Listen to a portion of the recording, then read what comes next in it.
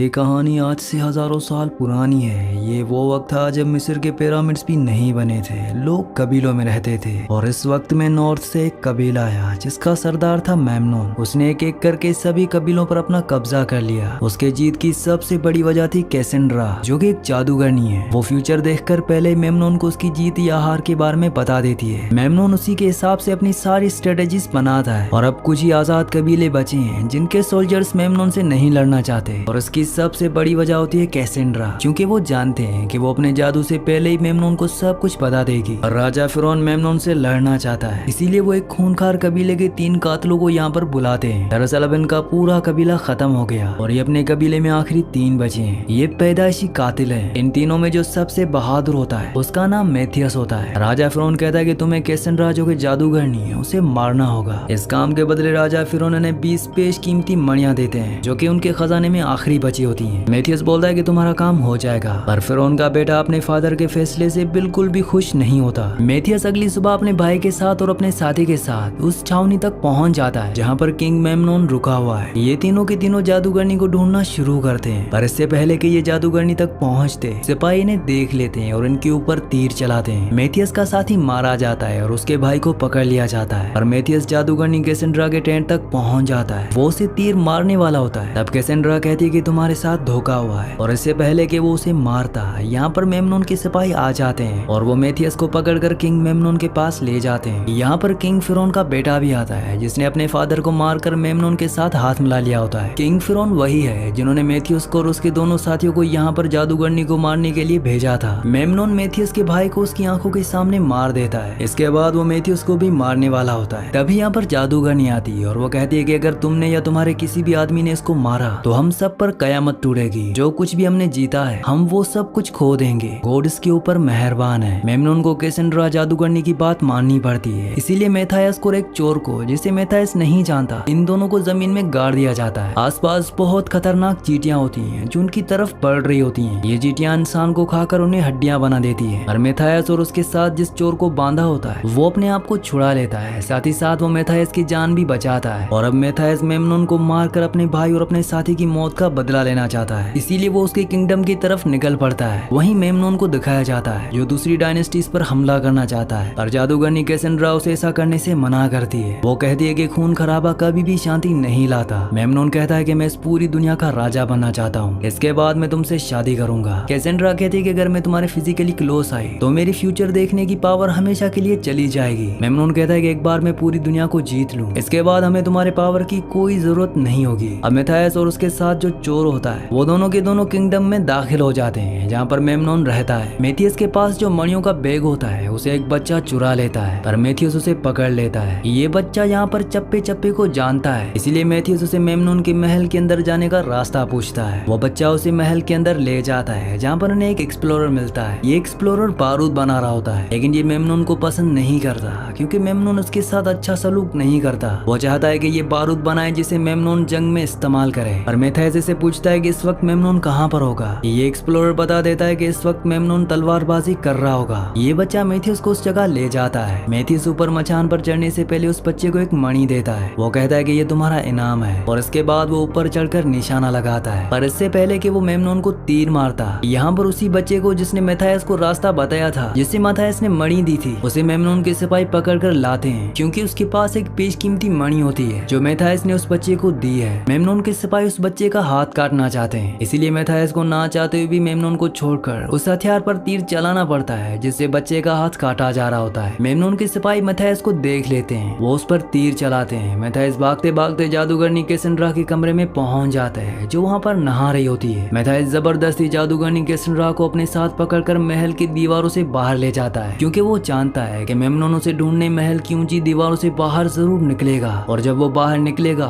तो वो उसे मार देगा और उसके बाद वो जादूगरनी कैसेंड्रा को भी मार देगा। वीडियो में आगे बढ़ने से पहले आप सबसे रिक्वेस्ट है कि मेरे चैनल को सब्सक्राइब और वीडियो को लाइक लाजमी से कर दिया करें। अब ये वैली ऑफ डेड की तरफ निकल पड़ते हैं। रात को जब ये एक जगह सो रहे होते हैं तो जादूगरनी कैसेंड्रा भागने की कोशिश करती है और मेथायस उसे देख लेता है। वो उसे पकड़ लेता है। वो कहता है कि तुम मेमनोन के पास वापस जाना चाहती हो। जादूगरनी कैसेंड्रा बताती है कि मेमनोन ने उसे बचपन से बंदी बनाकर रखा था। मेथायस पूछता है कि तुमने मेरी जान क्यों बचाई थी। जादूगरनी कैसेंड्रा कहती है क्योंकि मैंने देख लिया था कि तुम मुझे महल से बाहर ले जाओगे। मेथायस अब उसे आजाद कर देता है और कहता है कि अगर तुम जाना चाहो तो जा सकती हो, पर बाहर की दुनिया मुझसे ज्यादा खतरनाक है। जादूगरनी कैसेंड्रा अब यहीं पर रुक जाती है। अगली सुबह ये अपने सफर पर आगे बढ़ते हैं और तभी मेथायस देखता है कि मेमनोन खुद नहीं आया, बल्कि उसने अपने आदमियों को भेजा है जो उनसे बहुत दूर नहीं होते। मेथायस अकेले उनकी तरफ बढ़ चलता है। दरअसल मेथायस को ये पता होता है कि रेगिस्तान का तूफान आने वाला है, इसीलिए वो अपनी आंखों को रेत से बचाने के लिए कुछ पहन लेता है। और जब वो उन सिपाहियों के पास पहुंचता है तो एक बहुत बड़ा तूफान आता है जिसमें मेमनोन के सिपाहियों को कुछ भी नहीं दिखता और उसका फायदा उठाकर मेथायस यहाँ पर सबको मार देता है। लेकिन यहाँ पर मेमनोन का जो सबसे खास सिपाही होता है उसे मेमनोन ने एक खास तीर दिया था जिस पर बिच्छू का जहर लगा होता है। वो मरने से पहले उस बिच्छू वाले तीर को मेथायस के पैर पर मार देता है जिससे उसकी पूरी बॉडी में जहर फैल जाता है। लेकिन कैसेंड्रा अपने जादू से उसकी बॉडी के जहर को बाहर निकाल देती है और उस तरह से मेथायस की जान बच जाती है। अगली सुबह मेथायस यहाँ पर एक पंछी के जरिए मेमनोन तक मैसेज पहुंचाता है कि उसके सभी आदमी मारे गए, पर मेमनोन अपने आदमियों को झूठ बोल देता है कि मेथायस मर गया। यहाँ पर उसके हाई रैंक के लोग बार बार जादूगरनी कैसेंड्रा के बारे में पूछ रहे होते हैं। मेमनोन उन्हें ये भी झूठ बोल देता है कि कैसेंड्रा की तबीयत ठीक नहीं है, वो महल में है, क्योंकि वो जानता है कि अगर सबको पता चल गया कि कैसेंड्रा महल में नहीं है तो उनके हौसले जो हमेशा बुलंद रहते हैं वो पूरी तरह से टूट जाएंगे। वहीं दूसरी तरफ मेथायस, जादूगरनी कैसेंड्रा और उनके साथ जो चोर होता है ये पानी की तलाश में रेगिस्तान में भटक रहे होते हैं। तभी एक धमाका होता है और जब ये उस जगह जाते हैं तो देखते हैं कि वहाँ पर मेमनोन का वही एक्सप्लोरर जो बारूद बना रहा था अब उसने बारूद बना लिया है। दरअसल ये भी मेमनोन के महल से भागकर यहाँ आ गया है। ये कैसेंड्रा को देखकर बहुत खुश होता है और अब ये चारों के चारों पानी की तलाश में आगे बढ़ते हैं। इन्हें एक जगह पानी मिल जाता है और तभी वहाँ पर बहुत सारे सिपाही आ जाते हैं। वो इन सबको पकड़कर एक जगह ले जाते हैं जहाँ पर एक बहुत बड़ा कबीला मेमनोन के आदमियों से छुपकर रह रहा होता है और उनका जो राजा होता है वो मेथायस को पहले से जानता है, पर ये दोनों एक दूसरे को पसंद नहीं करते।